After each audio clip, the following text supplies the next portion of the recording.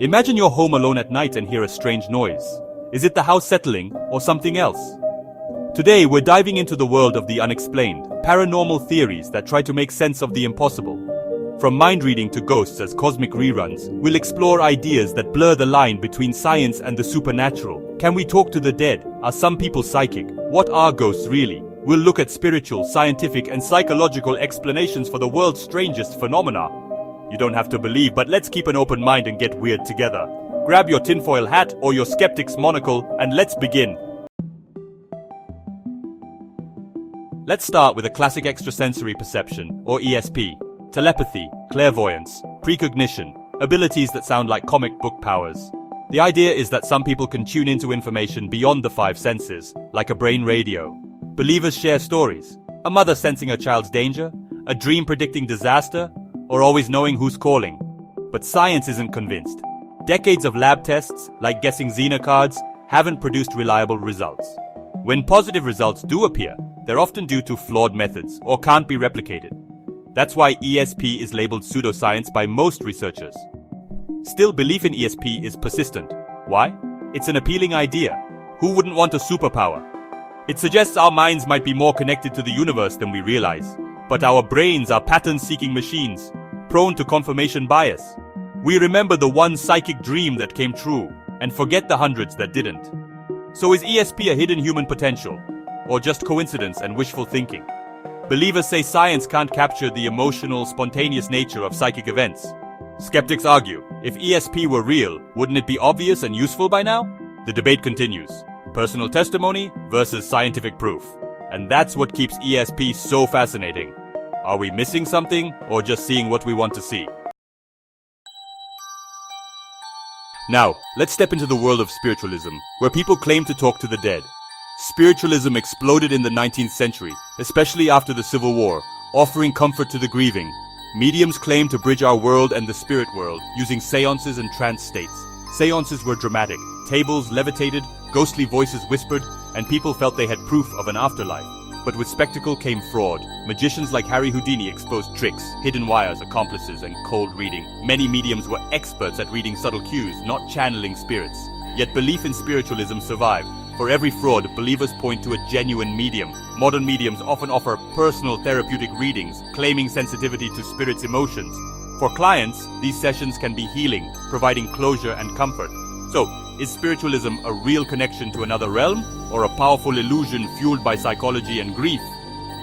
The question remains, is the comfort worth more than the objective truth?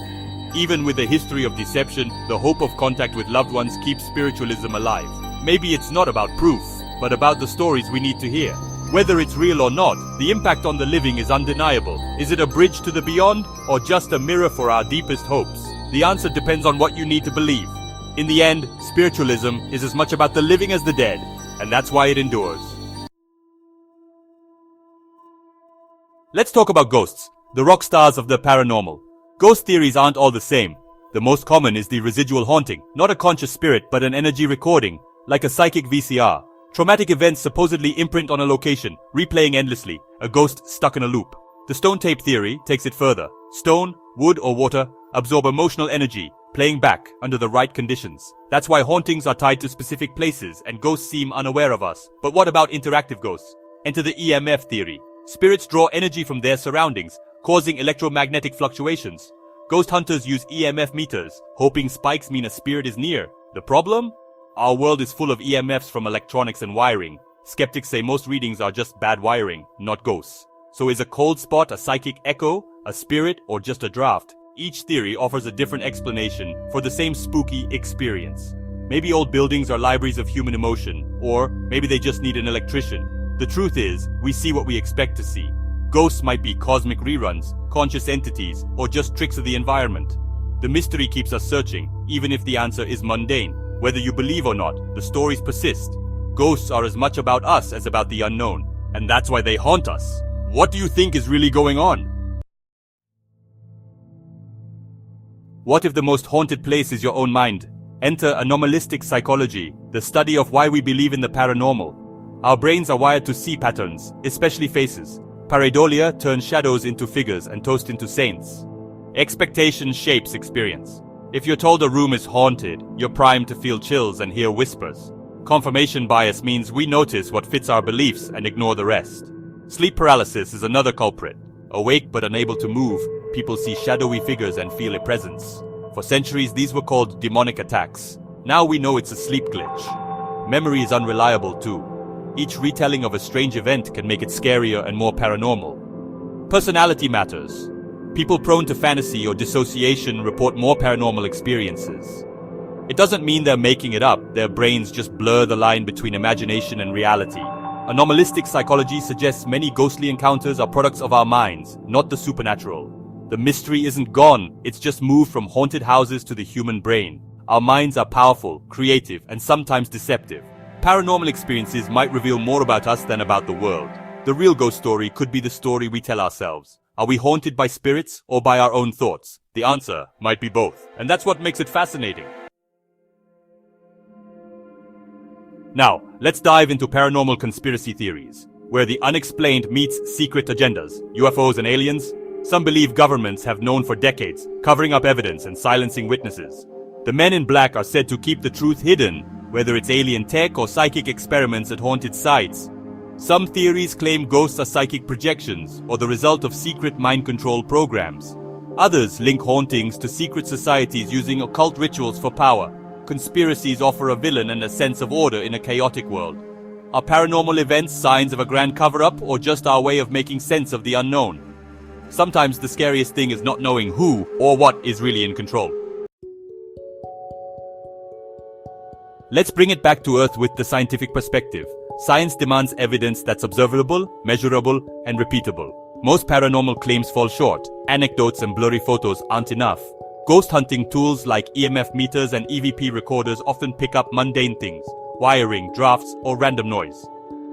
Occam's razor says the simplest explanation is usually right. Strange noises are more likely pipes than poltergeists. Scientists don't dismiss experiences, but question the interpretation. Psychology, sociology, and neuroscience study why we believe in the paranormal. Cognitive biases, culture, and brain quirks explain many unexplained events. Research has demystified sleep paralysis and infrasound, shrinking the map of the unknown. But science admits it doesn't have all the answers. Absence of evidence isn't evidence of absence. Maybe our tools just aren't good enough yet. Science and belief are different ways of knowing. One seeks proof, the other values experience. Millions will keep having experiences that for them are all the proof they need. The conversation between science and the supernatural isn't over. Both sides are searching for truth, just in different ways. Maybe the real mystery is why we keep searching at all. In the end, the unexplained keeps us curious, and that's what makes it worth exploring. What would convince you? Some hauntings have physical causes, environmental and neurological factors that trick our senses. Infrasound, low-frequency vibrations, can make us feel uneasy, see shadows, or sense a presence.